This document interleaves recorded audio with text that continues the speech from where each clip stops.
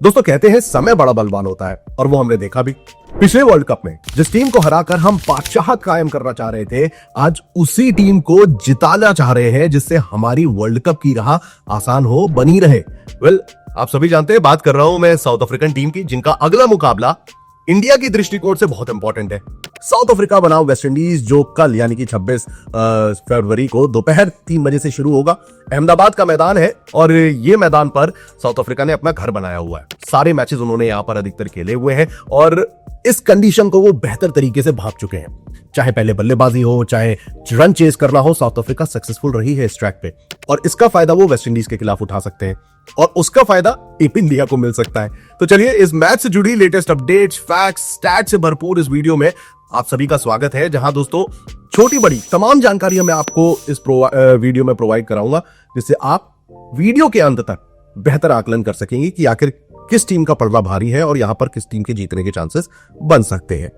सबसे पहले तो अगर मैं बात करूं साउथ अफ्रीकन टीम की, तो इस वर्ल्ड कप में वो अनडिफीटेड रहे। इंडिया पर भी उन्होंने जीत दर्ज करी और इंडिया को हराकर उन्होंने बाकी टीम्स को यह संदेश दिया कि भाई, इंडिया इज नॉट अनबीटेबल, उन्हें हराया जा सकता है वर्ल्ड कप के मुकाबलों में।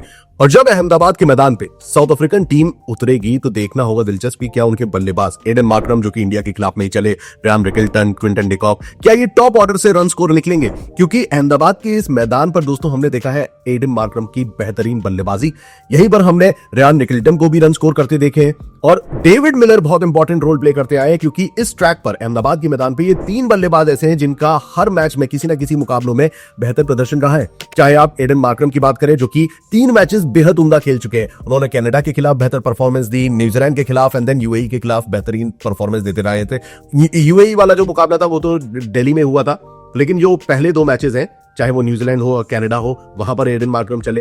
फिर उसके बाद रियान रिकिल्टन भी लगातार छोटी छोटी कैमियो पारी खेलते नजर आए, लेकिन वो इंपैक्टफुल पारियां रही है और इसी के चलते वो सेकंड लीडिंग रन स्कोरर भी रहे। Then Quinton de Kock, David Miller जैसे बल्लेबाज हैं जो कि टीम के लिए बेहतर परफॉर्म कर सकते हैं। तो बैटिंग लाइनअप हमने देखा इंडिया के खिलाफ भी, जब साउथ अफ्रीका 24-3 थे, उस समय इंडिया फ्रंट फुट पे चल रही थी। लग रहा था यार इंडिया यहां से निकाल ले जाएगी, लेकिन वहां पर डेविड मिलर की पारी आई और मिलर ने ब्रेविस को संभाल के रखा। सबसे बड़ी चीज है, आप वहां पर वो देखें कि मिडिल ऑर्डर में जिस तरीके से मिलर खेल रहे थे और फिर उसके बाद डिवॉल्ट ब्रेविस को भी वो साध के चल रहे थे कि भाई वो बेबी ए बी नहीं बनना है, आपको करंट कंडीशन के हिसाब से बल्लेबाजी करनी है। और उसी को मद्देनजर रखते हुए ब्रेविस ने भी भाई अच्छी बल्लेबाजी करी, 29 गेंदों में 45 रन बनाए, हाफ सेंचुरी से चूके। लेकिन वहीं पर ट्रिस्टन स्टब्स आ जाते हैं, जहां पर वो प्रेशर बिल्डअप हो रहा था, उस प्रेशर को मिलर ने हटाया, अपनी एक्सपीरियंस दिखाया, डिवॉल्ट ब्रेविस ने उनका समर्थन किया। देन ट्रिस्टन स्टब्स भी भाई 24 गेंदों में 44 रन ठोक देते हैं। तो इन शॉर्ट कहने का मतलब यह है कि बैटिंग लाइनअप टीम के पास डिसेंट है। अब आते हैं हम गेंदबाजी की। टीम का बॉलिंग अटैक मोस्टली 3 बॉलर्स पर मैंने देखा है इस पूरे वर्ल्ड कप के दौरान कि 3 बॉलर्स पे डिपेंड करता है। सबसे पहले है लंगी एनगिडी, दूसरे आते हैं मार्को जेनसन एंड तीसरे होंगे कॉर्बिन बॉश। जी हाँ, बॉश की बात कर रहा हूं। रबाडा का यहां पर सीन इसलिए नहीं आता है क्योंकि रबाडा ने विकेट्स इस पूरे वर्ल्ड कप के दौरान सिर्फ 2 विकेट लिए हैं। रबाडा के हाथ 2 विकेट लगे हैं और वो अहमदाबाद के ही ट्रैक पे आए थे। 1 विकेट कनाडा, 1 विकेट अफगानिस्तान। उसके अलावा वो थोड़े महंगे भी साबित हुए हैं। तो उनकी जगह जो है यहां पर कॉर्बिन बॉश बेहतरीन गेंदबाजी कर रहे हैं। उन्होंने अभी तक 6-7 विकेट भी ले लिए हैं, जहां पे लास्ट 2 मैचेस में उन्होंने 5 विकेट लिए। मार्को जेनसन की अगर हम बात करें तो उनका भी परफॉर्मेंस बेहतरीन रही है। लास्ट 2 मैचेस में 4-4 विकेट ले चुके हैं वो, जहां उन्होंने 4 विकेट लिए थे। न्यूजीलैंड के खिलाफ 4 विकेट लिए, इंडिया के against. And then comes Lungi Ngidi, India के खिलाफ खाली हाथ रहे थे, but he is the main bowler for South Africa. दोस्तों 15 रन दिए थे इंडिया के अगेंस्ट 4 ओवर में। तो ये एक चीज आ जाती है जहां पर हम साउथ अफ्रीकन टीम को बेहतर गेंदबाजी के तौर पर बेहतरीन बता सकते हैं। और सबसे बड़ी बात है कि अहमदाबाद के मैदान को उन्होंने पूरी तरीके से एक एक कोना छान रखा है, जिस तरीके से वो गेंदबाजी कर रहे हैं। और ओपोनेंट को भी हमने वो इंडियन टीम के खिलाफ देखा कि किस तरीके से उन्होंने होमवर्क किया था, किस बल्लेबाज को कितनी तेज गेंदबाजी करानी है, किस बल्लेबाज को कौन बॉलर बॉलिंग करेगा, ये सब हमने देखा। एडन मार्करम पहला ओवर कराते हैं, विकेट भी ले जाते हैं ईशान किशन का, लेकिन उसके बाद वो नजर नहीं आए। उन्होंने मतलब एक होता है ना कि यार मैंने 1 विकेट ले लिया है, 1 विकेट के लिए और जा सकता हूं, बट नहीं, वहीं पर वो रुके। उन्हें पता था कि यार अब मेरे पेसर्स ये काम कर सकते हैं, तो उन्होंने वहां पर रबाडा और लंगी एनगिडी जैसे खिलाड़ियों को आगे भेजा। तो ये दिखाता है, दर्शाता है कि साउथ अफ्रीकन टीम किस लेवल पर यहां पर ऑपरेट करती नजर आ रही है इस T20 वर्ल्ड कप में। तो दोस्तों ये है कुछ ऐसे प्लेयर्स साउथ अफ्रीकन टीम के जो कि इस अपकमिंग कॉन्टेस्ट में इंपैक्ट डाल सकते हैं। अब बारी आती है कि जब हम वेस्ट इंडीज की बल्लेबाजी को देखते हैं तो उसके दृष्टिकोण में ये बॉलर्स कितने कारगर साबित होंगे। तो हमारी इस अपकमिंग कॉन्टेस्ट में जैसा मैंने बताया, Lungi Ngidi along with Marco Jansen, Corbin Bosch, ये 3 बॉलर्स हैं ही। Keshav Maharaj important role play कर सकते हैं क्योंकि ग्राउंड बड़ा है और वी ऑल नो कि जिस तरीके की बल्लेबाजी यहां पर मैं आऊंगा वेस्ट इंडीज की टीम पर, तो जिस तरीके से वो विस्फोटक पारियां खेलते हैं तो यहां पर केशव महाराज भी एक आधा विकेट निकाल ले जा सकते हैं। तो ये इंपॉर्टेंट रोल यहां पर 3-4 गेंदबाज हैं जो कि वेस्ट इंडीज के ऊपर अपना डोमिनेशन दिखाते हुए विकेट्स निकाल सकते हैं। चलिए अब बात कर लेते हैं वेस्ट इंडीज की। दोस्तों ये जो टीम है ना, इस बार कुछ अलग नजर आ रही है। टेरेन सैमी जो कि 2 बार के वर्ल्ड कप चैंपियन रहे, जिन्होंने वेस्ट इंडीज को T20 वर्ल्ड कप की ट्रॉफी दिलवाई, अब वो हेड कोच के रूप में आ चुके हैं। और जिस तरीके से ये टीम नजर आ रही है ना, ये कुछ अलग दिखाई दे रही है। ये वो टीम नहीं है, जैसा मैंने पहले भी आपको जिम्बाब्वे वाले मैच के लिए भी बोला था कि वेस्ट इंडीज अब ऐसी टीम नहीं है कि चले तो चांद तक वरना शाम तक वाला हिसाब किताब नहीं है। अब वेस्ट इंडीज इंटेंट दिखाती है। साउथ अफ्रीका के खिलाफ ही वो सीरीज थी जहां पर शिमरन हेटमायर को वो 3rd स्पॉट मिला था, 3रे नंबर पर उन्हें बल्लेबाजी करने का जो स्पॉट मिला था वो साउथ अफ्रीकन टीम के खिलाफ था, वहां पर जो सीरीज हुई थी। खैर अभी जो सेटअप है यहां पर आपको टॉप ऑर्डर थोड़ा सा यहां पर डिफ्लेक्टिव नजर आएगा, थोड़ा सा यहां पर लचर प्रदर्शन करता हुआ दिखाई दिया है। हालांकि शेहो के 2 मैचेस में रन आए हैं, बड़े रन आए हैं। 44 पे 61 उन्होंने यहां पर किए थे नेपाल के अगेंस्ट, फिर उसके बाद 75 रन बनाए थे इटली के अगेंस्ट। बट छोटी टीम्स के अगेंस्ट जरूर रहे हैं, बट देन आप उम्मीद करेंगे कि शेहो के बल्ले से रन निकले हैं तो वो यहां पर भी परफॉर्म करने की कोशिश करें। ब्रैंडन किंग की जब हम बात करते हैं तो 2 मैचेस में उनके भी रन आए थे। पहला मैच स्कॉटलैंड के अगेंस्ट 30 पे 35 बनाए थे और फिर 17 पे 22 बनाए थे अगेंस्ट यहां पर नेपाल। तो टॉप ऑर्डर जो है वो थोड़ा सा परेशानी का कारण बन सकता है वेस्ट इंडीज के लिए। But then comes Hetmyer. यहां से जो पूरा टीम का जो लाइनअप है, हेटमायर हो गए, चाहे वो स्टेफन रदरफोर्ड हो गए, रोमन पॉवेल हो गए, रोमारियो शेफर्ड हो गए, मतलब नीचे तक अगर आप देखोगे तो बैटिंग लाइनअप भरपूर है। शिमरन हेटमायर ने लगातार अगर आप देखें तो 4 मैचेस में उन्होंने बेहतरीन परफॉर्म करा है। चाहे वो इंग्लैंड के अगेंस्ट 12 गेंदों में 23 रन की पारी हो, वो छोटी पारी थी लेकिन इंपैक्टफुल थी। उसके अलावा 64 रन उन्होंने बनाए थे एक 36 गेंदों में स्कॉटलैंड के अगेंस्ट। इंग्लैंड के अगेंस्ट वही 23 रन आए। 46 रन उन्होंने बनाए थे नेपाल के अगेंस्ट, और जिम्बाब्वे के अगेंस्ट तो हमने देखा ही है क्या कहर बर पाया है, 34 गेंदों में 85 रन। तो हेटमायर एक ऐसे बल्लेबाज है जो कि साउथ अफ्रीकन टीम के निशाने पर होंगे कि भाई इस बल्लेबाज को पहले साइडलाइन कर दो तो शायद थोड़ा सा हमारे ऊपर से प्रेशर निकल सकता है। लेकिन यहीं पर आते हैं स्टेफन रदरफोर्ड, जिनके खाते में भी उन्होंने दोस्तों एक मैच नहीं खेला था यहां पर नेपाल के अगेंस्ट, बाकी सभी मैचेस में उन्होंने बेहतरीन परफॉर्मेंस दी है।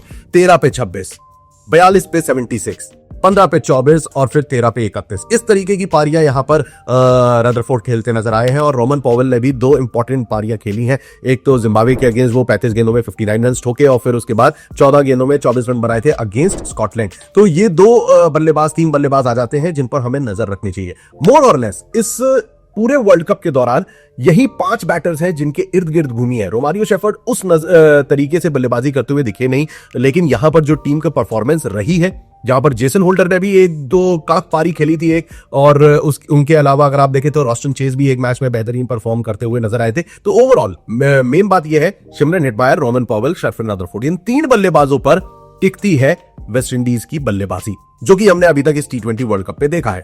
अब आते हैं बॉलिंग डिपार्टमेंट में, जो इनका कंपैरेटिवली मैं कहूंगा थोड़ा ज्यादा बेहतर पक्ष है, जहां पर ये अपने आप को बहुत बेहतर तरीके से ढाल सकते हैं।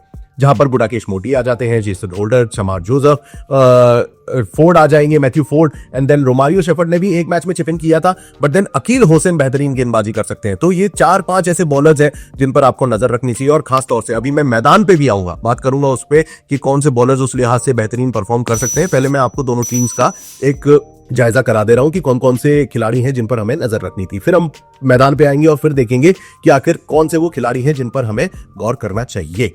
वेल, बुडाकेश मोटी ने भी बेहतरीन परफॉर्म किया है, 4 विकेट ले चुके हैं लास्ट मैच में उन्होंने जिम्बाब्वे के अगेंस्ट, उसके अलावा 3 विकेट लिए थे इंग्लैंड के अगेंस्ट। ये 2 बड़ी इंपॉर्टेंट मैचेस की बात कर रहा हूं जहां पर वो विकेट लेते नजर आए। 2 विकेट उन्होंने इटली के खिलाफ भी लिए थे। जेसन होल्डर लगातार गेंदबाजी कर रहे हैं और बेहतरीन कर रहे हैं। अहमदाबाद के मैदान पर होल्डर का परफॉर्मेंस मायने रख सकता है दोस्तों, क्योंकि 4 विकेट उन्होंने यहां पर लिए थे नेपाल के अगेंस्ट, 3 विकेट वो स्कॉटलैंड के अगेंस्ट ले चुके हैं। लास्ट मैच में भी उनका 1 विकेट आया था।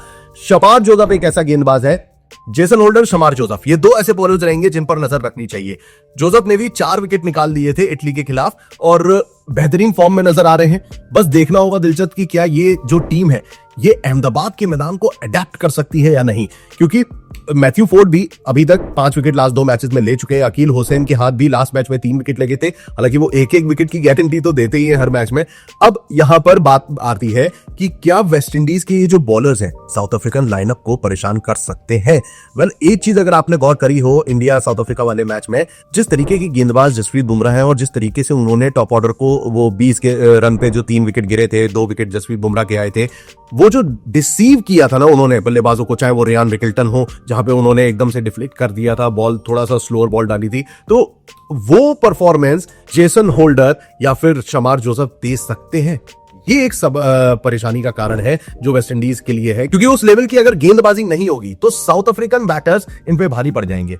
अब यहीं पर दोस्तों अगर हम बात करें मैदान की, अहमदाबाद का जो ये तो मैदान है, यहां पर अभी तक जो 5 मैचेस हुए उसमें 65 विकेट लिए गए। देखो, सबसे पहले मैं विकेट्स की बात कर लेता हूं, क्योंकि 65 में से 45 विकेट पेसर्स ने लिए हैं। और यहीं पर दोस्तों बात आ जाती है कि यहां पर देखो 20 विकेट तो स्पिनर से मिली हैं, उसमें आपको गुडाकेश मोटी इंपॉर्टेंट रोल प्ले कर सकते हैं, एंड देन अकील हुसैन आ सकते हैं, ही कैन आल्सो चिप इन। तो ये 2 बॉलर्स पर आप गौर कर सकते हो स्पिनर्स के तौर पर। और वहीं साउथ अफ्रीकन टीम की ओर से केशव महाराज तहम मौजूद है, तो एडन मार्करम भी विकेट निकाल सकते हैं। तो ये 2 इन गेंदबाजों पर गौर करना चाहिए। लेकिन फास्ट बॉलर्स के तौर पर Corbin Bosch and then Lungi Ngidi परेशान कर देंगे वेस्ट इंडीज को। यहां पर क्या वो परफॉर्मेंस जेसन होल्डर या शमार जोसेफ दे सकते हैं, ये एक बड़ा सवाल खड़ा होता है। और यहीं पर दोस्तों जब हम बल्लेबाजी की बात करते हैं तो स्कोर 213 साउथ अफ्रीका ने वाला आया था अगेंस्ट कनाडा, ये इसी ट्रैक पर, और लोएस्ट स्कोर भाई इंडिया का 111 भी गया हुआ है। तो ये दोनों कारनामे साउथ अफ्रीका ने किए हैं, बल्ले से भी गेंदबाजी में भी। और अमूमन हमने देखा है 187 190 का स्कोर जो है, 180 से 190 का स्कोर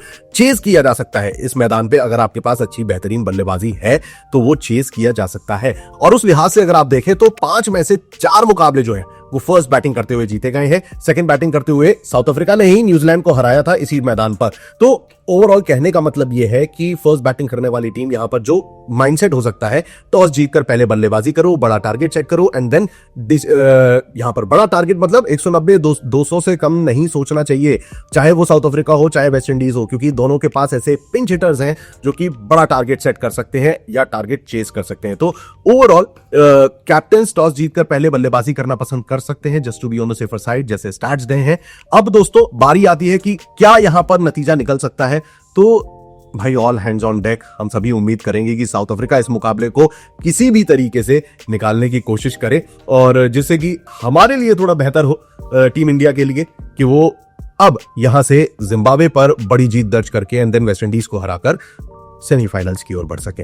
दोस्तों इस वीडियो में उम्मीद करता हूं मैंने आपके सभी डाउट सारे प्लेयर्स को A to Z नाप तोल कर आपके समक्ष रख दिया है, और जिससे आप इस अपकमिंग कॉन्टेस्ट का अपने हिसाब से मेरी सारी बातों को ध्यान में रखते हुए और अपनी क्रिकेटिंग नॉलेज का इस्तेमाल करके बेहतर निष्कर्ष पर पहुंच सके। तो उम्मीद करता हूं आपको ये वीडियो पसंद आया होगा। दोस्तों चैनल को सब्सक्राइब कर लीजिए, जिससे आप क्रिकेट से जुड़ी T20 वर्ल्ड कप, आगे आने वाले IPL से जुड़ी तमाम अपडेट्स पाते रहें और क्रिकेट को ऐसे ही एंजॉय करते रहें। So stay tuned and keep watching cricket Guru.